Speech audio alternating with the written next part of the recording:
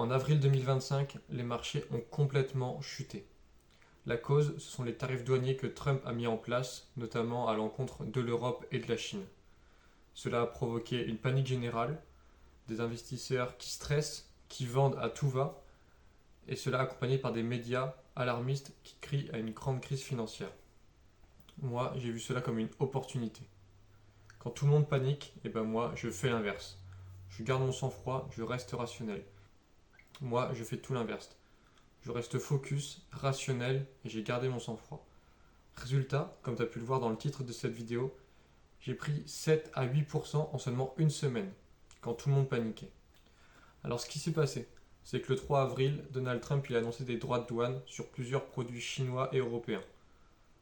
Directement, les marchés ils se sont affolés, ils ont anticipé le pire, c'est-à-dire des tensions géopolitiques, un ralentissement de l'économie mondiale, une inflation future et peut-être même une récession. En réalité, l'impact économique n'était même pas mesuré. On ne savait pas de une si ces droits de douane allaient vraiment passer et de deux quel allait être leur impact. Ajoutez à ça des médias qui envoient des discours alarmistes partout. Résultat, les gens se mettent à vendre, ont peur et font n'importe quoi. Ce qui entraîne une chute brutale des indices en quelques jours. On l'a vu notamment avec la bourse de Tokyo, le CAC 40 et le Nasdaq lors de leurs ouvertures en ce début de semaine. Cela a ouvert à du moins 7, moins 8, parfois moins 10%. C'était vraiment la folie. Dans ce genre de scénario, c'est à ce moment-là qu'il ne faut pas faire d'erreur. Ça a déjà été le cas par le passé, en 2020, avec le Covid, en 2008, avec les subprimes, ou plus récemment avec la crise en Ukraine. Les gens vendent dans la panique. Mais pourtant, on l'a déjà vu par le passé, cela ne sert à rien. Donc moi, qu'est-ce que j'ai fait ? J'ai pas bougé, j'ai pris du recul, j'ai réfléchi calmement, rationnellement, et j'ai revu mon portefeuille avec mes actions, et je me suis demandé, est-ce que les fondamentaux de mon entreprise, c'est-à-dire est-ce que la valeur réelle de mon entreprise a changé ? Eh bien, je vais te donner la réponse. Dans 90% des cas, non. Cela n'avait aucun impact. C'est pas parce que le marché panique du jour au lendemain que les entreprises que je détiens, ou que toi aussi tu détiens, ne valent plus rien et sont devenues mauvaises. Non, non. Il faut mettre ses émotions de côté et vraiment réfléchir comme un investisseur, comme un mathématicien, quelqu'un de rationnel. Comme je te l'ai présenté dans ma vidéo de la semaine dernière, moi je suis dans une stratégie à dividende.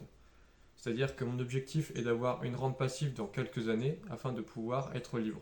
Je ne cherche pas la croissance des entreprises, mais plutôt des entreprises qui, sur le long terme, année après année, vont me verser des dividendes. Donc je cherche de la stabilité. Mon objectif, c'est donc d'avoir une rente et non de spéculer. Alors du coup, quand une action perd 5 ou 10% de sa valeur, pour moi, c'est un très bon point d'entrée. Parce que le prix baisse, mais pour autant, si l'entreprise conserve son dividende, cela me fait une meilleure rentabilité. Et c'est pour ça que moi, je me concentre sur 3 questions dans ces moments-là. 1. Est-ce que l'entreprise est toujours bénéficiaire ? 2. Est-ce qu'elle va continuer de verser son dividende ? Et 3. Est-ce que son secteur est impacté par cette crise ? Et dans la plupart des cas, la réponse est tout va bien. Et donc c'est à ce moment-là que je me suis dit, pourquoi vendre en fait ? Il n'y a aucun intérêt à vendre. Ça ne sert à rien de suivre la meute juste parce que tout le monde vend. Non. Bien souvent, il faut aller à contre-courant de ce qui se fait sur le marché pour tirer des bénéfices et sortir du lot.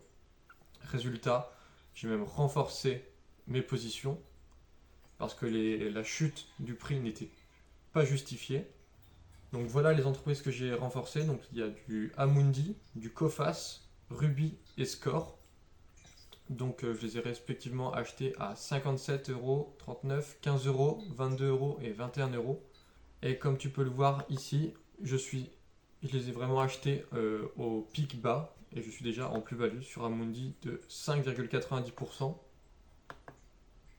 sur Rubis de 9%, sur Score de 7,98%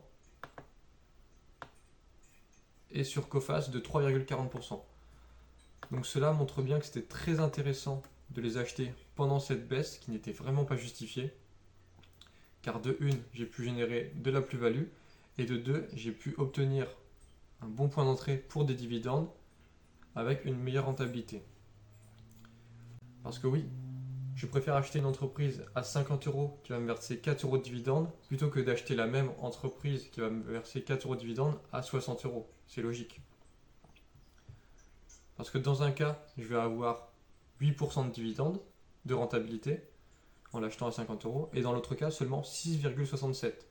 Donc j'ai tout intérêt à l'acheter quand le prix est plus bas. Et donc c'est pour cela que je l'ai fait et que ça a été une très bonne opportunité pour moi cette baisse. Ce qui est drôle, c'est que les gens répètent la même erreur à chaque fois. Donc, je t'ai déjà parlé du Covid, de la guerre en Ukraine, mais on peut le voir au fil des années, cela monte toujours sur le long terme.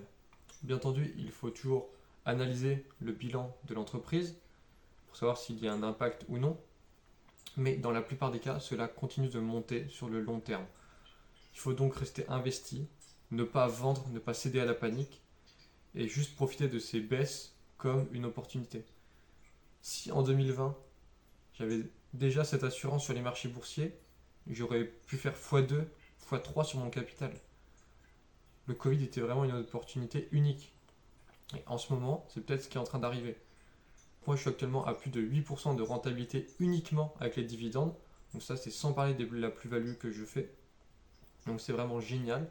Parce que année après année, ces 8% de 1 vont augmenter. Parce que les entreprises, dans la plupart du temps, augmentent le dividende.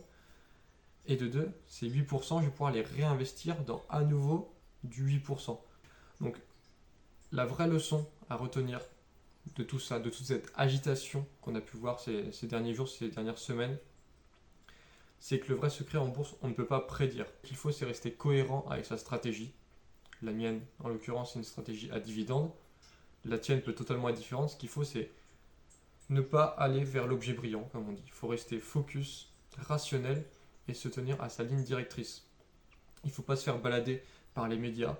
Parce que de une, les médias, ils sont là pour vendre du papier. Ce ne sont pas des experts en bourse. Ils veulent juste faire peur parce que la peur fait vendre. Et il ne faut pas non plus confondre volatilité et danger.